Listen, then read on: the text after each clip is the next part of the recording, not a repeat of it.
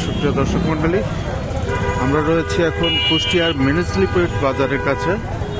তো দেখতে পাচ্ছেন যে কর্মব্যস্ততা, সকল কৃষকদের এই সকালবেলা ভোরবেলা কিন্তু এই কৃষকদের যে কাঁচা সবজি, সেই কাঁচা সবজিটা কিন্তু চলে আসে এই বাজারে এবং এই বাজার থেকেই কুষ্টিয়ার বিভিন্ন জায়গায় কিন্তু এইভাবেই সবজি সরবরাহ হয়ে থাকে। এবং দেখতে পাচ্ছেন যে শুধু কুষ্টিয়া থেকেই না, বিভিন্ন কুষ্টিয়ার আশেপাশে বিভিন্ন জেলা থেকে কিন্তু এভাবেই